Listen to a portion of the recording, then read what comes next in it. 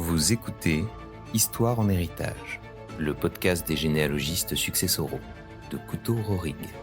Épisode 9. Sœur, par Paul Loriot. Le dossier démarre par l'appel d'un notaire qui souhaite me confier un dossier plutôt ordinaire. Max décède, sa fille Marie se doute qu'elle a une sœur d'une première union de son père. Un dossier plutôt simple, nous allons rechercher dans l'état civil pour savoir si Max a bien reconnu un enfant d'une première union. Et là, dans l'état civil, bingo, nous retrouvons l'héritière, Capucine, la sœur de Marie. Capucine, elle est étonnante parce que généralement, lorsqu'on appelle l'héritière, la première question que nous pose, c'est de combien je vais hériter. Là, pas du tout.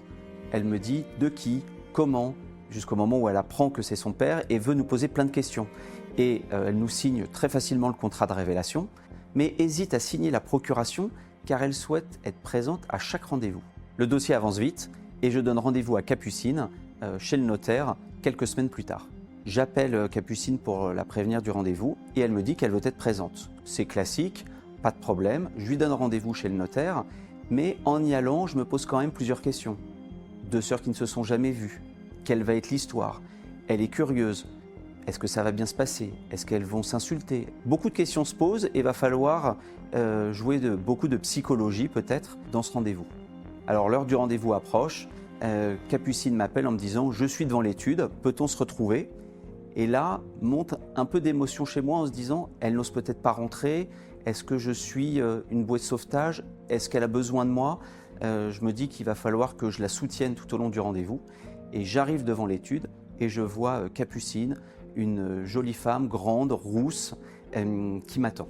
On rentre dans l'étude tous les deux, on s'annonce et nous allons dans la salle d'attente. Et là, stupéfaction, une autre femme, plus jeune, grande, rousse, on dirait presque deux sœurs jumelles avec quelques années d'écart, est dans la salle d'attente. En se voyant, elles ne réagissent pas.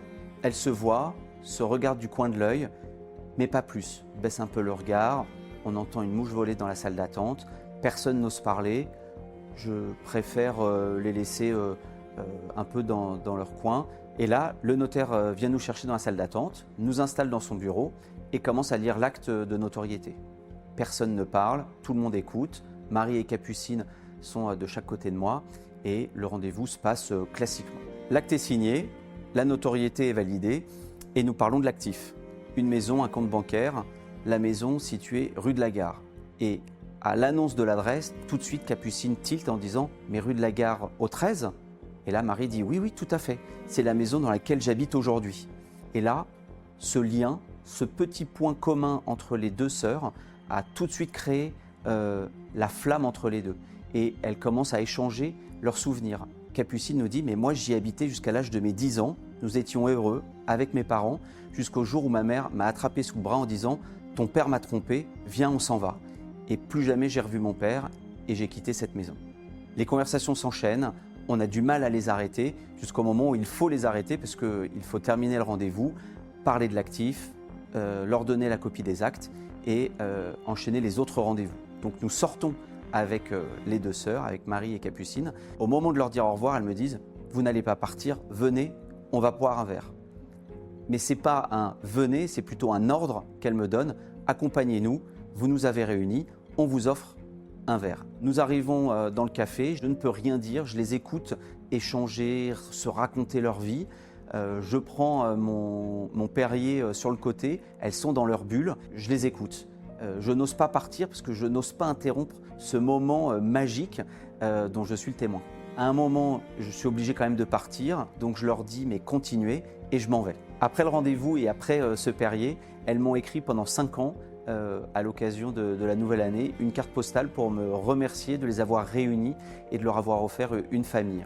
Ce qui a changé dans leur vie à la suite de cette succession et de ces rendez-vous, c'est qu'elles étaient seules, chacune avait leur famille et grâce à ça, elles ont découvert un autre pan de leur famille et aujourd'hui, et pendant les 5 ans en tout cas où elles m'ont écrit, elles ont passé des Noëls toutes les deux avec leur famille et elles ont agrandi leur famille grâce à nous.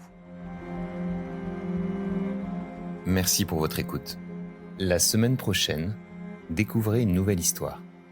Le Père de l'ombre, par Marie Cordier. N'hésitez pas à vous abonner, à laisser une note ou un avis. Retrouvez la version vidéo de cet épisode sur la chaîne YouTube de Couteau Rorig.